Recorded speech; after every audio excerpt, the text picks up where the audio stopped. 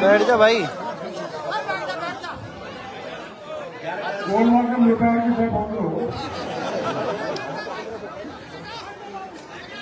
आपने इससे क्या सीखा?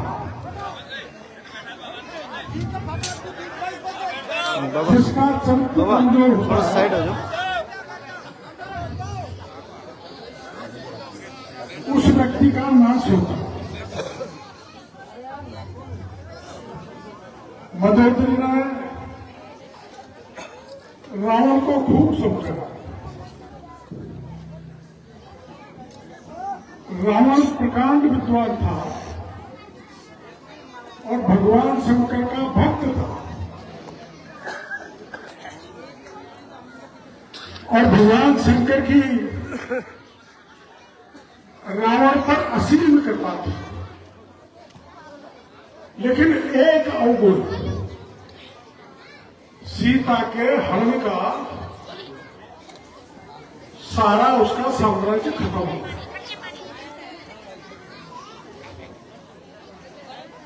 ये पता था मदोदरी को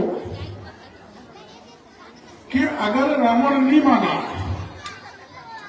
तो सोने की लंका ही नहीं, सारा परिवार खत्म हो जाएगा, नष्ट हो जाएगा, परिवार में कुछ नहीं बचेगा।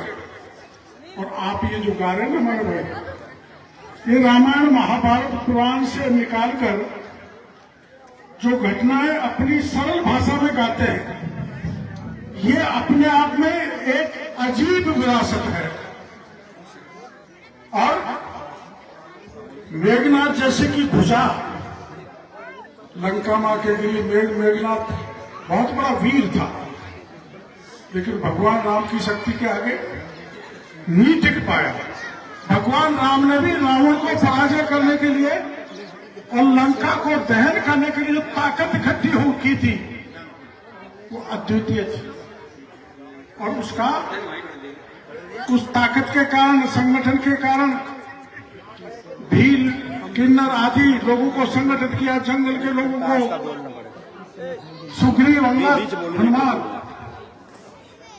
इतनी ताकत जब इकट्ठी हुई तो राम ने लंका पे विजय प्राप्त की। रावण का मतलब बुराई है। मैं भी कोई देवता नहीं, आप भी कोई देवता नहीं।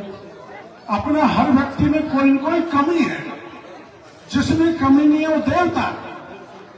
इसलिए जो बुराई है उसको त्यागने की जरूरत है। दशानंद, 10 बुराइयों वाला ऐसा अहंकारी रावण का अहंकार नहीं चला, उसकी सारी सत्ता लुट गई।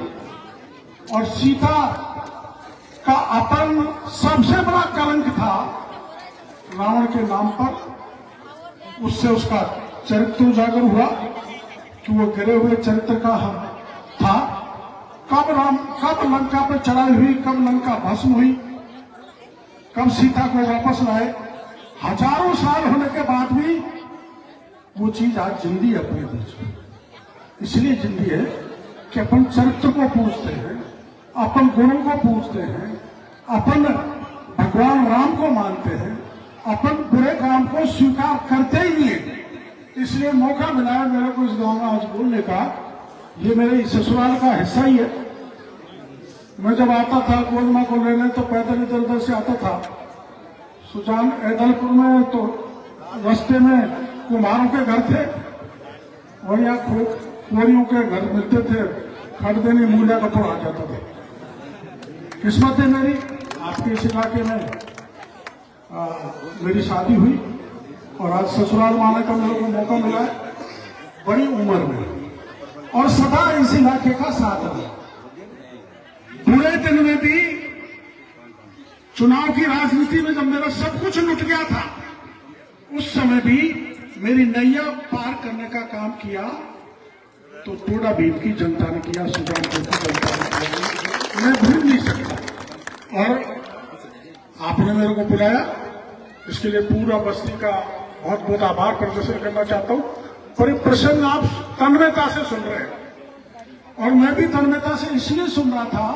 मैं ये कह के जाना चाहूंगा कि अपने गांव में या अपने दादनपुर के भाई हैं, मेसवा के हैं, जो जोट अपने आई है और जो लोग सुन रहे हैं, एक चीज को जरूर अंतरात्मा में ग्रहण करें कि अपने घर में, अपने गांव में, अपने समाज में जो भी बुराई है उसको दूर करो मेरे भाई। यही सबसे बड़ा इस कन्हैया का वो है। अपने यहाँ देखो, अपने यहाँ कुछ बच्चे, आज की जवान पीढ़ी गलत दिशा में जा रहे हैं। पहले गांव की बहन बेटी किसी भी जाति की किसी गांव में मिल जाती थी तो उसको हम सम्मान करते थे। एक बार मैं, मेरी बहन या मेरड़ा में है, छोटा था, मेरे पिताजी के साथ आया था मिलने, तो मेरे पिताजी ने मेरड़ा का पानी भी नहीं पिया, खेड़ी से पानी मंगा के पिया। कितना आदर्श था, सिद्धांत कितने थे अपने लोगों के, सामाजिक परंपराएं कितनी मजबूत थी, वो स्थापित हो। गांव में बच्चे जो नशा करते हैं उन पर नियंत्रण करो, और छोटी मोटी आदत बहुत है हमारे। अब क्या हो रहा है, कैसा महाकलयुग हो गया कि गांव की बेटी को गांव का लड़का बेटी लेके भाग रहा है। बड़ी गिरावट है, ये चिंता का विषय। अगर ये बढ़ता चला गया तो फिर लोपम लोप है। इसलिए ये जो यह सुना है, मंदोदरी ने बहुत समझाया, लेकिन बुरे दिन आते जब कोई समझता नहीं। रावण समझा नहीं, आखिर में उसका जो बड़ा साम्राज्य था और सोने की लंका दहन हो गई। इसलिए इस मौके पर सुनने वालों को, सुनाने वालों को, देखो इतना बड़ी किस्मत से मिलते हैं। हमारे समाज में महिला भी गीत गाती तो तुरंत जोड़ देती है, इतना बुद्धिमान डीएनए है। और हमारे गांव के भाई रग्गी कहते थे, पहले रग्गी कहते थे, रग्गी कर करके तैयारी करके अपने सामने जो प्रदर्शन करते हैं अपने गीत का, अपने संगीत का, अपने कन्हैया का, ये अपने आप में अद्वितीय है।